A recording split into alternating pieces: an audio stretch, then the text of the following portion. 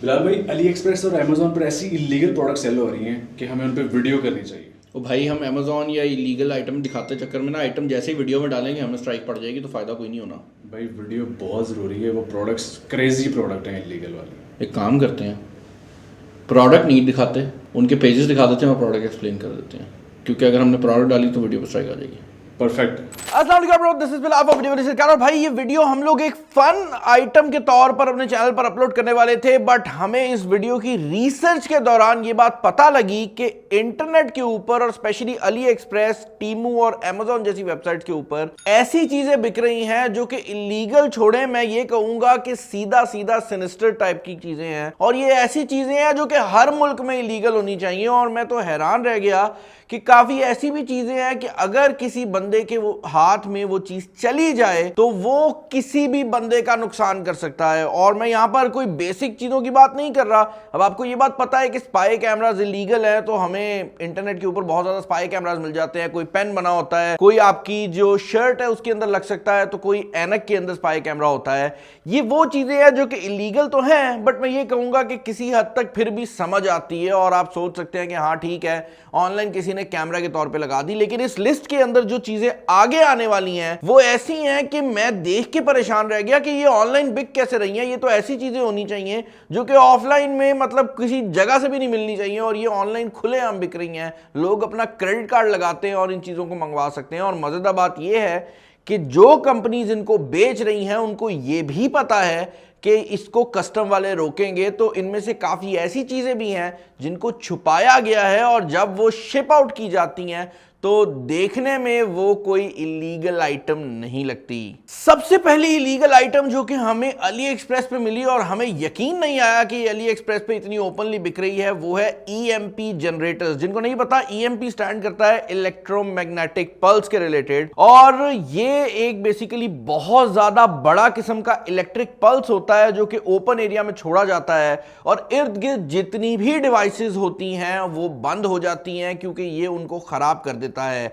ये इतना खतरनाक है कि कुछ मुल्क इसको वॉरफेयर के लिए यूज करते हैं। तो इसका क्या सही यूजेज है ये मुझे नहीं पता, और मुझे ये भी नहीं पता कि किस बेस के ऊपर अली एक्सप्रेस पे ये जो है आपको 50 से 60 हजार रुपए की रेंज के अंदर देखने को मिल जाता है। और यहां पर ऐसे ईएमपी जनरेटर्स भी देखने को मिलते हैं जो कि बजाते खुद देखने में ईएमपी जनरेटर्स नहीं बल्कि डिटेक्टर्स लगते हैं, लेकिन इनको आप किसी भी रूम के अंदर चलाएं तो उस रूम के अंदर मौजूद जितनी भी इलेक्ट्रॉनिक डिवाइसेस है वो खराब हो सकती हैं। और भाई अगर इसको किसी ऐसे एरिया में चलाया जाए जहां पर कैमरास लगे हुए हैं तो सारे कैमरास बंद हो जाएंगे और आपको कुछ करने की जरूरत भी नहीं पड़ेगी। ये इतना इलीगल है। बंद करने की बात हो ही रही है तो एक डिवाइस आया करती थी यूएसबी किलर के नाम से। जिनको नहीं पता, ये एक ऐसी यूएसबी होती है जिसको आप किसी भी डिवाइस के अंदर लगाएं वो डिवाइस खराब हो जाती है, डेड हो जाती है।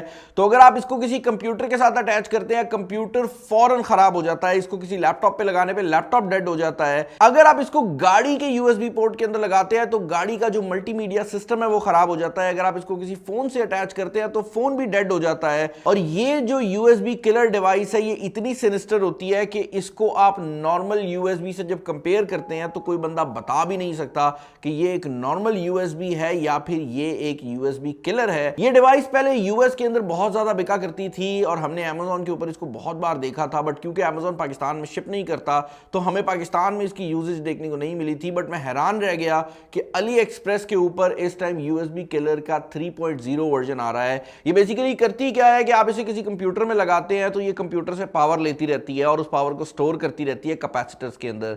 जब वो कैपेसिटर फुल हो जाते हैं तो ये सारी पावर वापस भेजती है और मदरबोर्ड या जो भी दरमियान में सर्किट है वो सब खराब हो जाते हैं। इंटरनेट पे वीडियोस पड़ी हुई हैं, आप उनको जाकर देख सकते हैं। एक और चीज जो कि अली एक्सप्रेस पे हमें देखने को मिली जो कि मैं बिल्कुल एक्सपेक्ट नहीं कर रहा था वो है एटीएम स्किमर्स। आपने एटीएम स्कैम के बारे में तो सुना ही होगा, जहां पर एटीएम के अंदर खास तरह की डिवाइसेस लगा दी जाती हैं जिनमें जब आप अपना कार्ड डालते हैं तो कार्ड स्कैन हो जाता है और जब आप कीपैड पे टाइप करते हैं तो आपका जो कोड है वो भी चला जाता है। अगर मैं आपको बताऊं कि ये डिवाइसेस खुलेआम अली एक्सप्रेस के ऊपर बिक रही हैं और इनके ऊपर कोई भी रोकथाम नहीं की जा रही, तो भाई आप लोगों को कैसा लगेगा? मैं खुद परेशान हो गया था जब मैंने पहली बार इसको देखा था, और दिस इज वेरी वियर्ड कि ये अभी भी इंटरनेट के ऊपर इतनी आसानी से अवेलेबल हैं, और मुझे लगता है कि यही वजह है कि हमें एटीएम स्कैम्स के अंदर रेगुलरली इजाफा देखने को मिल रहा है। स्कैम्स की बात हो ही रही है तो भाई आप लोगों ने अक्सर देखा होगा कि आप अपना कार्ड आजकल जाकर टैप करते हैं और आपकी जो पेमेंट है वो कंप्लीट हो जाती है। इसको टैप टू पे कहा जाता है, और जो टेक्नोलॉजी इसके लिए यूज होती है वो RFID या NFC की टेक्नोलॉजी होती है। अगर मैं आपको ये बताऊं कि इसके स्किमर्स भी मौजूद हैं, जहां पर अगर आपका वॉलेट कहीं पड़ा हुआ है तो उसके बाहर ही अगर आपको सिंपली वो स्किमर लगाया जाए तो आपका पूरा कार्ड कॉपी हो सकता है और आपकी सारी इंफॉर्मेशन जा सकती है। यही नहीं, अक्सर औकात ऐसा भी होता है कि हम रेस्टोरेंट्स में जाते हैं और हमारा बिल आता है, हम बड़ी शौकी में अपना कार्ड आगे देते हैं कि जाएं इससे बिल जो है वो निकाल लें। अगर ये RFID स्किमर उस बंदे के पास मौजूद हो तो वो ऑटोमेटिकली इसको स्कैन करेगा। जब आप पिन कोड डालेंगे तो उसके पास आपकी पिन कोड भी चली जाएगी, एंड देन दैट्स इट, आपके मुकम्मल कार्ड और बैंक अकाउंट का एक्सेस जो है अब इस बंदे के पास जा चुका है। वो जितने मर्जी पैसे निकालना चाहे वो निकाल सकता है। तो ये RFID स्किमर्स आसानी से तो नहीं मिलने चाहिए ना, ये तो हैकर्स के पास होते हैं।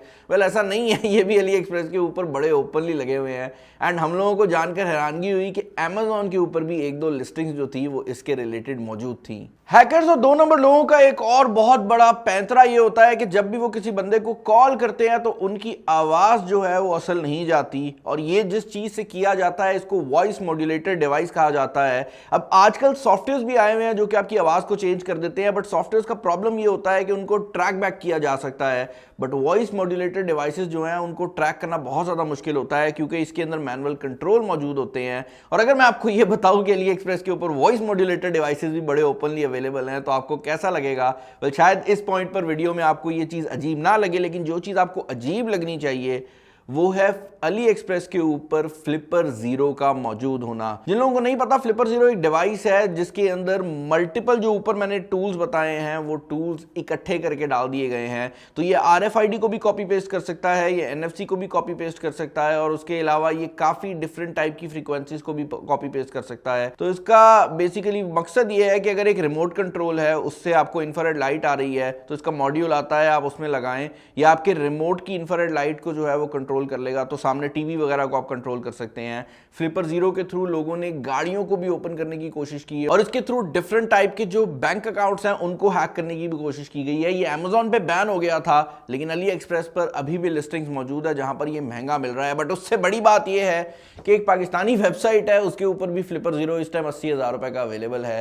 तो आई डोंट नो कि डबल सवारी पे पाबंदी लगी है, क्योंकि पाकिस्तान में अपेरेंटली किसी भी चीज़ पे पाबंदी लगी भी हो तो जिसको चाहिए होती है उसको मिल ही जाती है। मेरी टीम ने 50 डिवाइसेस की लिस्ट निकाली थी, लेकिन ये वो डिवाइसेस मैंने आपको बताई हैं जो कि मेरे हिसाब से सबसे ज़्यादा खतरनाक हैं, और मैं ये वीडियो इसलिए बना रहा हूं बिकॉज आई वांट कि कोई भी बंदा जो अथॉरिटीज़ में इसको देख रहा है वो जाए और इस चीज़ के ऊपर एटलीस्ट जो नॉलेज है वो लोगों तक पहुंचा दे, ताकि जो कस्टम एजेंट्स हैं जब वो भी प्रोडक्ट को देखे तो उनको पता लग जाए कि ये प्रोडक्ट क्या काम कर रही है। और अगर कोई बंदा इसको ऑर्डर करने जा रहा है तो मैं ये बात क्लियर कर दूं कि दीज आर इलीगल। तो पाकिस्तान में अगर आप इनको ऑर्डर करते हैं और कस्टम्स को पता लगता है तो आपके साथ भी नुकसान हो सकता है, तो ऐसी चीजें मत करें।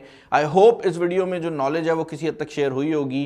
चैनल पर नहीं है, चैनल को सब्सक्राइब कर लीजिएगा। वीडियो पसंद आई है तो जरूर लाइक कीजिएगा, बड़ी मेहनत लगती है यार इस तरह की वीडियोस बनाने में।